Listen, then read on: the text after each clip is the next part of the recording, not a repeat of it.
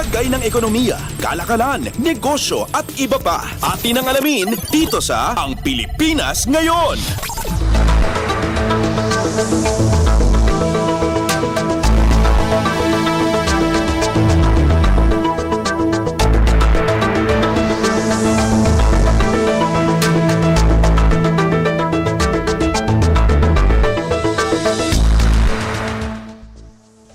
Magandang araw, narito na ang mga nangunang balita sa larangan ng pagninegosyo at kalakalan.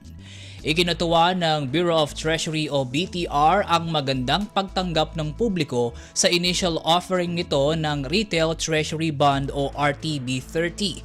Umabot kasi ng humigit 270 bilyong piso ang total tenders o nalikom nito sa unang araw ng auction, 9 na beses na mas mataas kumpara sa initial offer nito na 30 bilyong piso. Dahil sa taas ng demand, itinaas ng BTR ang award upang umayon sa setting ng coupon rate. Ayon kay BTR Officer in Charge Sharon Almanza, target ngayon ng gobyerno na makalikom ng 400 bilyong piso sa huling araw ng auction sa Pebrero 23. Anya, umaasa silang maabot ang nasabing target buwat sa magandang demand. Kalakip nito, inanyayahan ni Almanza ang mga mamumuhunan na mag-invest na sa nasabing RTB offer. Ang RTB30 ay may minimum investment na 5,000 piso at may kitang 6.25% kada taon. Ito ay may 5 taong tenor o maturity hanggang 2029 habang ang interest rate per annum ay hakatiin naman ang pagbibigay kada quarter ng taon.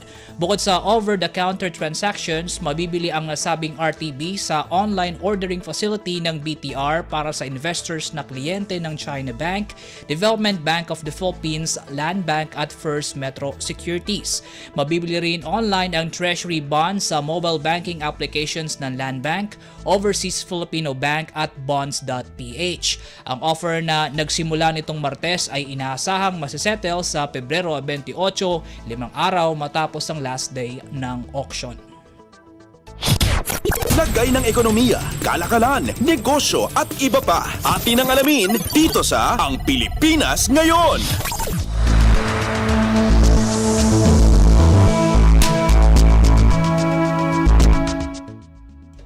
Sa iba pang balita, hindi na babahala ang ilang ekonomista sa desisyon ng pamahalaan na rebyuhin ang macroeconomic growth target sa ilalim ng medium-term fiscal framework bagkus ay indikasyon pa nila ito ng pagiging bukas ng gobyerno sa ilang bagong factors na makaaapekto sa pag-unlad ng bansa.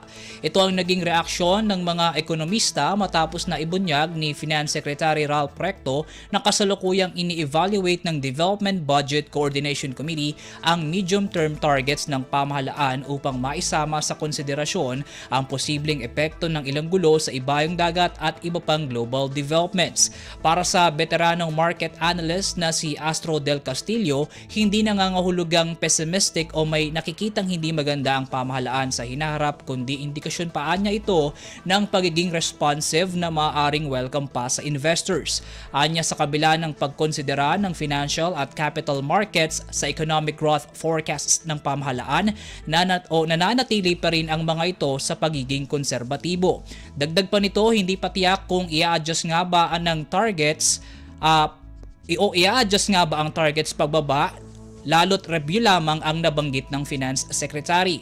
Sa panig naman ng chairperson ng University of Santo Tomas Economics Department na si Professor Carlos Manapat, hindi na bago ang pag-recalibrate ng pamahalaan sa mga pulisiya para lamang mapanatili ang ungos mula sa epekto ng global at iba pang developments sa hinaharap.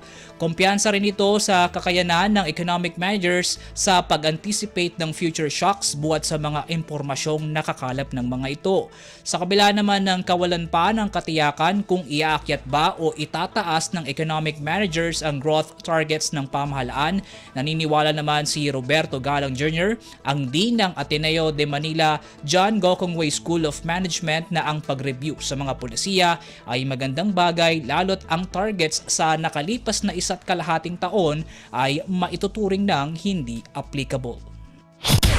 Lagay ng ekonomiya, kalakalan, negosyo at iba pa. Atin ang alamin dito sa Ang Pilipinas Ngayon.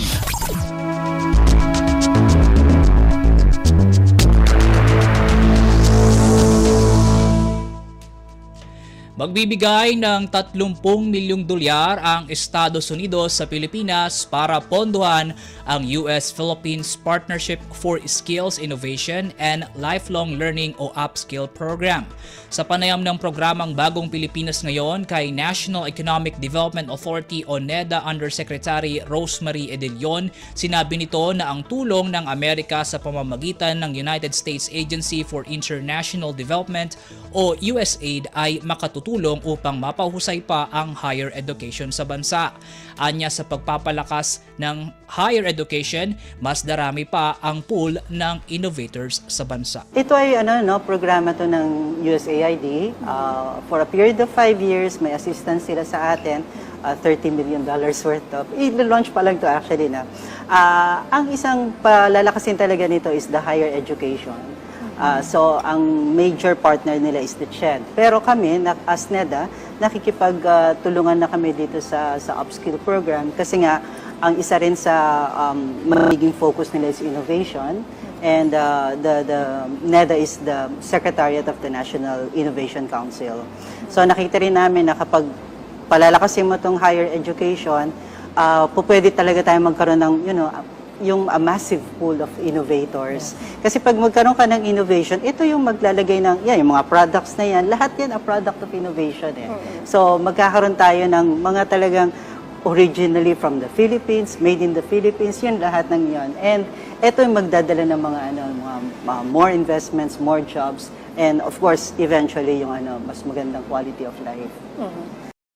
NEDA Undersecretary Rosemary Edelion. Lagay ng ekonomiya, kalakalan, negosyo at iba pa. Atin ang alamin dito sa Ang Pilipinas Ngayon.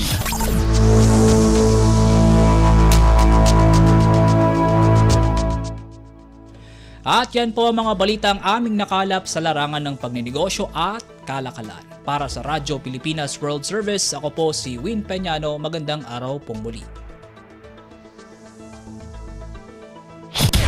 Lagay ng ekonomiya, kalakalan, negosyo at iba pa. Atin ang alamin dito sa Ang Pilipinas Ngayon.